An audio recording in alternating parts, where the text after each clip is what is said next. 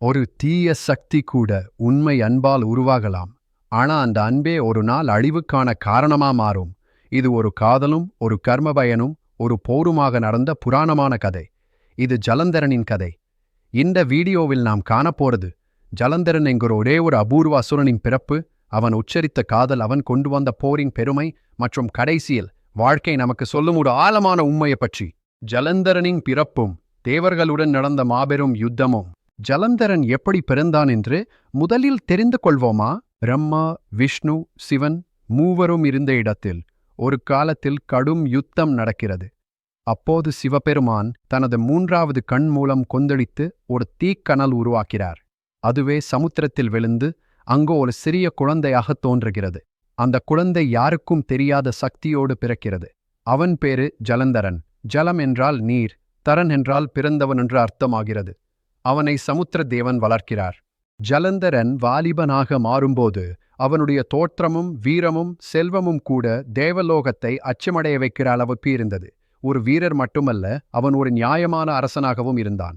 அவனுடைய காதல் ஜலந்தரன் திருமணமானவர். அவள் பத்மவதியின் அசுர வடிவம்தான். ஆனால் அவளோ சிவனின் சக்தியான பார்வதி தேவியைப் போலிருந்தாள்.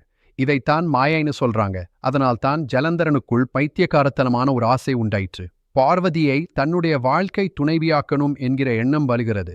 அந்த ஆசைதான் போருக்கு காரணமாகிறது. ஜலந்தரன் தேவலோகத்தையே ஆட்சி செய்யத் தொடங்குகிறான். இந்த உலகத்தில் யாராலும் அவனை வெல்ல முடியாத அளவுக்கு அவன் தவம் செய்து சக்தி பெற்றிருந்தான். அவனுடைய சக்தி என்னவென்றால், அவனுடைய வாழ்க்கையிலுள்ள அன்பான மனைவி புனிதமாக இருந்தால் மட்டும்தான் அவனை யாராலும் சாகடிக்க முடியாது.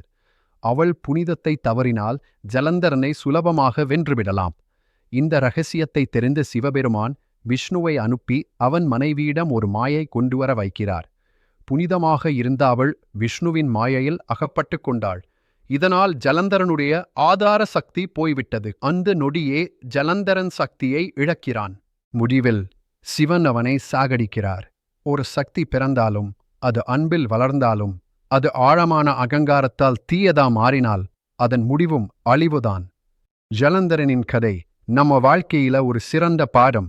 நாம யார் என்பதை விட நம்ம ஆசைகள் எப்படி செல்கிறது என்பதே நம்ம வரலாறு உருவாக்கும். சக்தி இருந்தாலும் அறிவும் நற்பண்பும் இல்லை என்றால் அது நமக்கே வஞ்சகமாகிவிடும்.